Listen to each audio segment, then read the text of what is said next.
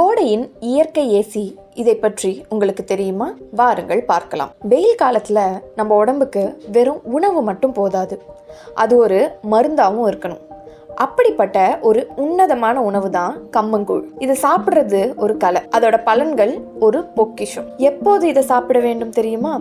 கம்மங்கூழ் குடிப்பதற்கு மிகச்சிறந்த நேரம் காலை உணவாகத்தான் இதை சாப்பிட வேண்டும். காலையிலேயே இதை ஒரு சொம்பு குடிச்சிட்டு நீங்க வெயில்ல கிளம்புனா அந்த சூரியனோட வெப்பம் உங்க உடம்ப ஒண்ணுமே செய்யாது. நாள் முழுக்க உடல் சோர்வடையாம எனர்ஜியா இருக்க இதுதான் ரகசியம். கம்மங்கூழை கெட்டியா சாப்பிடாம தாராளமா நீர் சேர்த்து மோர் கலந்து நன்கு கரைத்து நீர்க்க குடிக்க வேண்டும்.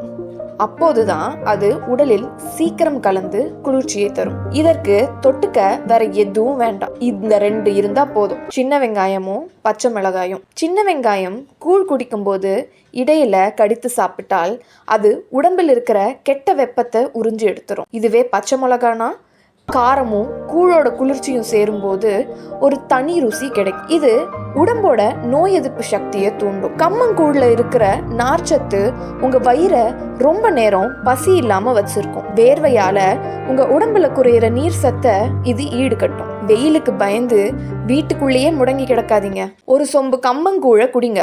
அப்புறம் பாருங்க, இந்த கோடை வெயிலுக்கு உங்களுக்கு வசந்த காலமா மாறும். இது போன்ற பயனுள்ள தகவல்கள், ஆன்மீக செய்திகள் மற்றும் ஜோதிட குறிப்புகளை உடனுக்குடன் தெரிந்து கொள்ள திகழொளி சேனலை சப்ஸ்கிரைப் செய்யுங்கள். இந்த தகவல் மற்றவர்களுக்கு பயன்பட உங்கள் நண்பர்களுக்கு பகிருங்கள்.